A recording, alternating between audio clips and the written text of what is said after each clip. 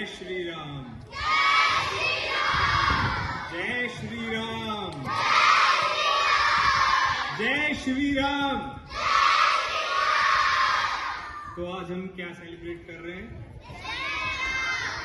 Very good. Dussehra किस किस के बीच में, मतलब किस लिए मनाया जाता है, आपको पता है?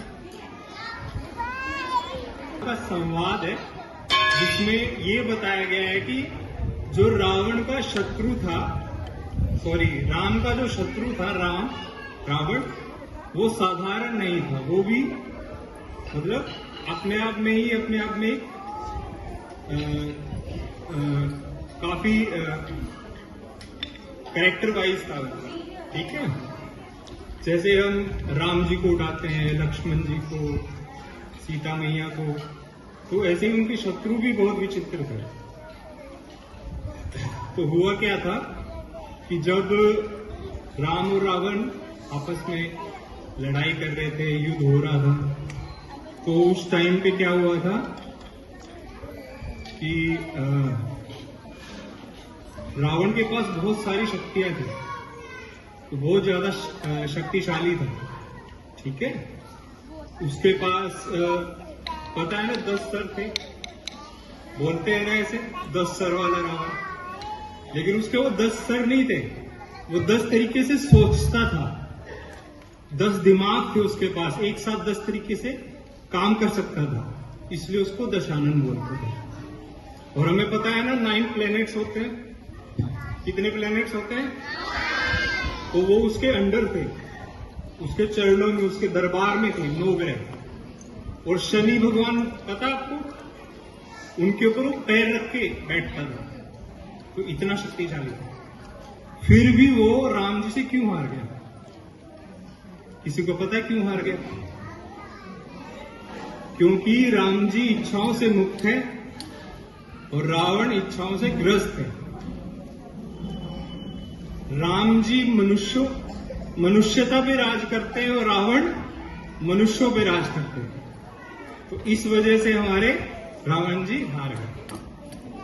अब हुआ क्या था, जब युद्ध हो रहा था उस टाइम पे राम जी ने सोचा कि मैं पहले युद्ध करने से पहले हम एक पूजा करेंगे, जिसके लिए मुझे एक ऐसे पुरोहित की जरूरत होगी जो शैव भी हो, जो शिव का भक्त भी हो, और वैष्णव भी हो, जो विष्णु का भी भक्त हो।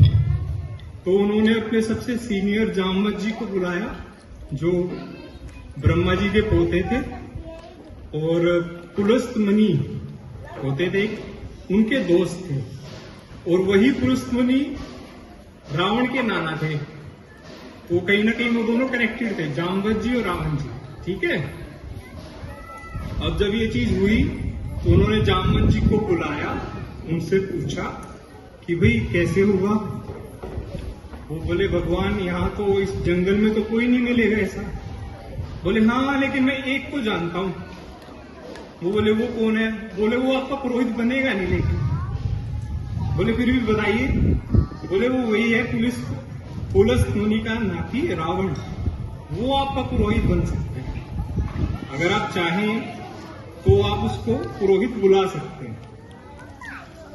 लेकिन अब राम जी के मन में संशय आया कि जामवत जी बोले कि भाई आप उन्हीं के खिलाफ युद्ध लड़ रहे हो, उन्हीं को ही पुरोहित बुला रहे हो, तो कैसे होगा? तो राम जी बोले आप एक बार उनसे अनुमति लेके देखिए, उनसे परमिशन लीजिए, शायद वो मान जाए आपकी बात।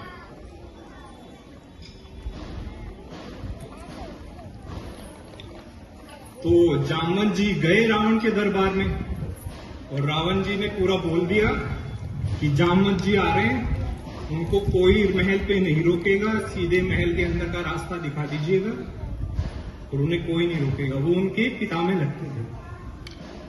वो गए, महल के अंदर गए, उनसे बात करी, सबने उनके पैर छुए जामवत जी के। उसके बाद फिर वो खुश हुए। उनकी जब खुशी देखी उन्होंने जामवत जी की, तो रावण जी बोले बताइए आप किस प्रयोजन से आए? वो बोले महाराज, मैं 2 यजमानों को जानता हूं जो युद्ध के लिए पूजा कराना चाहते हैं। तो वो बोले कि पूजा कराना चाहते हैं। उन्हें डाउट तो हो गया था, लेकिन वो बोले कि क्या आपके वो जो दोनों यजमान हैं वो अयोध्या के राजकुमार हैं? बोले हाँ। और फिर भी उन्होंने हाँ या ना नहीं की। फिर उन्होंने फिर पूछा, क्या वो लंका विजय के लिए पूजा कराना चाह रहे हैं? बोले हाँ जी, हाँ जी। तो इतनी सब वो देख के रावण जी बोले कि मैं आपकी पूजा कराने के लिए तैयार हूं। क्यों तैयार हूं? कि भी कोई मेरे दरबार में आया है और किसी पुरोहित से या पंडित से बोल रहा है कि मेरी पूजा कर दीजिए, तो मैं उसको मना नहीं कर सकता। तो सोचो, रावण के अंदर भी इतने सारे गुण थे, उन्होंने उस पूजा करने को भी स्वीकार कर लिया कि मैं लंका विजय के लिए आपकी पूजा संपन्न कराऊंगा। अब बोले, और आपके यजमान तो राम और रावण जो लक्ष्मण जी हैं, वो तो वन में रहते हैं। वन में रहते हैं, उनके पास सामग्री तो होगी नहीं, लेकिन ये ड्यूटी भी मेरी ही है, पुरोहित की, कि अगर यजमान के पास कोई सामग्री ना हो तो सामग्री मैं प्रोवाइड कराऊंगा, मैं लेके आऊंगा सारी सामग्री। तो जामवंत जी वहां से चले गए। तो उन्होंने अपने बेटे को बुलाया। रावण जी के बेटे का नाम क्या था? किसी को पता है रावण के बेटे का नाम क्या? मेघनाथ। तो उन्होंने रातों रात मेघनाथ को बुलाया, उनको बोला कि अशोक वाटिका में जाओ। अशोक वाटिका में कौन थी? जानकी, सीता मैया वही थी ना रावण जी के उसमें। तो उनको बोला कि सीता मैया को बोलो कि किसी प्रयोजन से रावण जी मिलने आ रहे और मैं उनसे मिलने आ रहा। तो थोड़ी देर में वो भी पहुंच गए।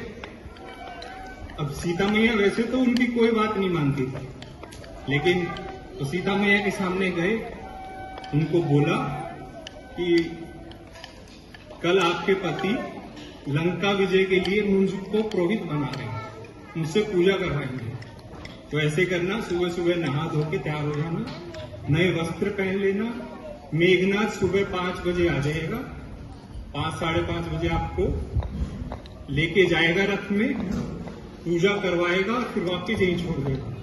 तो वो लंका से मुक्ति तुम्हारी उतने ही टाइम की होगी, उसके बीच में नहीं है। पूजा करवाओ और वापस यहीं है।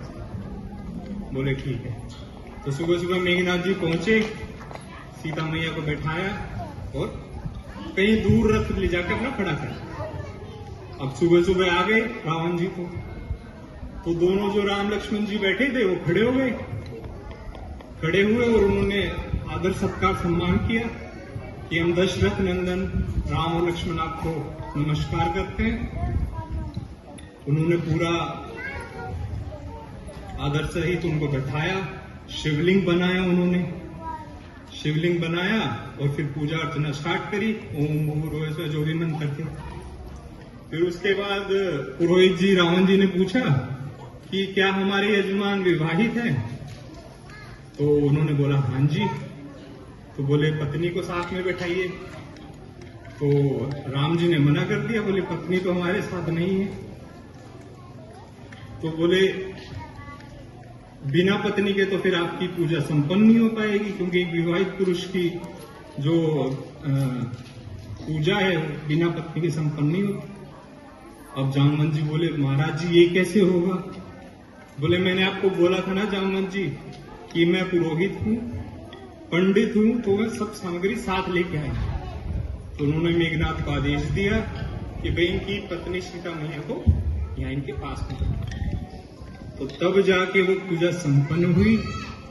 उन्होंने उनको आशीर्वाद दिया और ये बोला कि भाई मैं जो भी पूजा करवाऊंगा संपूर्ण पूजा वो सच्ची में मतलब कंप्लीट होनी चाहिए, इनकम्प्लीट नहीं रहना चाहिए, वैसा पुरोहित नहीं हूं। उन्होंने सब ग्रहों का और सबका आशीर्वाद दिया और राम जी को लंका विजय का आशीर्वाद दिया। अब रावण जी जाने लग गए। तो फिर राम जी बोले कि महाराज दक्षिणा पूछा उन्होंने, क्योंकि देते हैं ना कुछ पंडित जी को जब जाते हैं पूजा करते हैं। अब उन्होंने पूजा दक्षिणा के लिए पूछा। बोले मेरे पास तो सब चीजें हैं, कुबेर मेरे यहाँ नौकरी करता है, मुझे किस चीज की कमी है। उसके बाद फिर उन्होंने बोला कि